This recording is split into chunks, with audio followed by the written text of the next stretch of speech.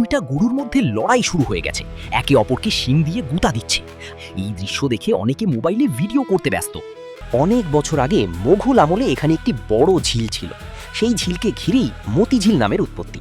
পরে ধীরে ধীরে এই এলাকা ঢাকার অন্যতম গুরুত্বপূর্ণ বাণিজ্যিক কেন্দ্রে পরিণত হয়। তবে ঢাকার সবচেয়ে বড় এবং স্থায়ী গরুর হাট হলো গাবতলী গরুর হাট। আজ আমরা ঘুরতে এসেছি ঢাকার ব্যস্ত শহরের এক ভিন্ন রূপ দেখতে। সাধারণ সময়ে যে এলাকা অফিস, ব্যাংক আর মানুষের কর্মব্যস্ততায় ভরা থাকে, কোরবানির ঈদ এলেই সেই এলাকায় রূপ নেয় বিশাল গরুর বাজারে। হ্যাঁ বন্ধুরা, আজকের ভিডিওতে আমরা দেখব মতিঝিল এলাকার অস্থায়ী গরুর হাট এবং ঢাকার বিখ্যাত গাবতলী গরুর হাটের পরিবেশ।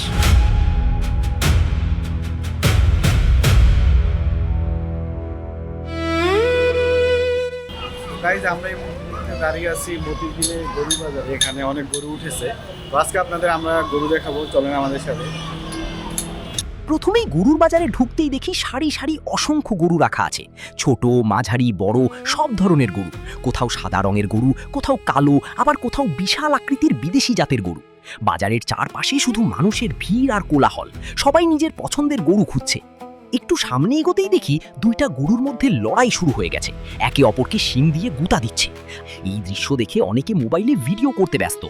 এরপর আমরা পুরো বাজারটা ঘুরে দেখতে থাকি। হাঁটতে হাঁটতে পরিচিত কয়েকজনের সাথে দেখা হয়ে গেল। কেউ পরিবার নিয়ে গরু দেখতে এসেছে, কেউ আবার ব্যবসার জন্য এসেছে। বাজারের ভেতরে বিক্রেতারা ক্রেতাদের গরুর খাবার, ওজন আর দাম সম্পর্কে বুঝিয়ে বলছে। এক পাশে দেখি বিশাল আকৃতির কিছু গরু রাখা হয়েছে। এত বড় গরু সাধারণত গ্রামের খামার থেকে আনা হয়। কিছু গরুর গায়ে রঙিন কাপড় বাঁধা, আবার কিছু গরুর শিং সাজানো হয়েছে। ক্রেতারা এগুলোর সামনে দাঁড়িয়ে ছবি তুলছে। চারদিকে শুধু মানুষ আর মানুষ।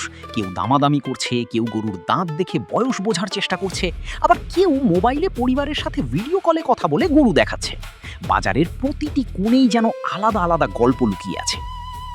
এখানে শুধু ঢাকার মানুষ নয়, দূর দূরান্তের বিভিন্ন জেলা থেকেও ব্যবসায়ীরা গরু নিয়ে আসে। অনেক ট্রাক ভর্তি গরু একের পর এক বাজারে ঢুকছে। ট্রাক থেকে গরু নামানোর সময় চারদিকে হইচই পড়ে যায়। আমরা যেই এলাকায় এসেছি সেটি হলো মতিঝিল। সাধারণত মতিঝিলকে সবাই ঢাকার প্রধান বাণিজ্যিক এলাকা হিসেবেই চেনে। এখানে ব্যাংক, বড় বড় অফিস এবং বিভিন্ন প্রতিষ্ঠানের প্রধান কার্যালয় রয়েছে। কিন্তু কোরবানির ঈদের সময় এই ব্যস্ত এলাকাতেও অস্থায়ী পশুর হাট বসে।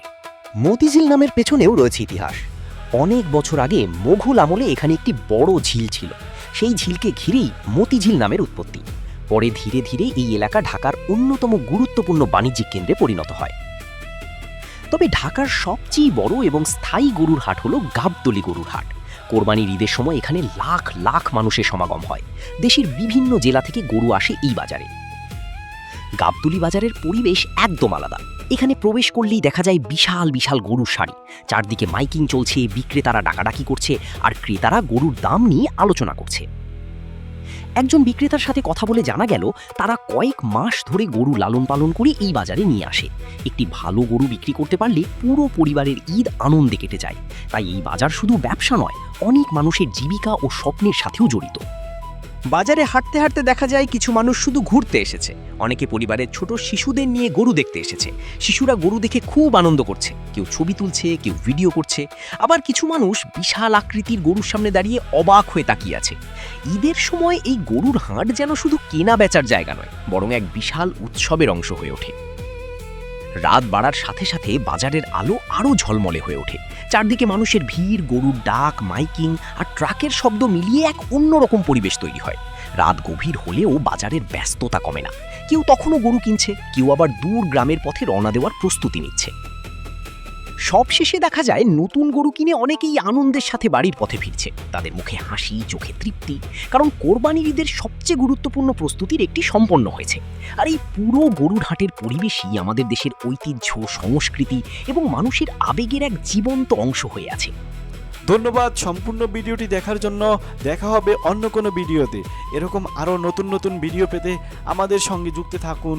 ভিডিওটি ভালো লাগলে শেয়ার করতে ভুলবেন না।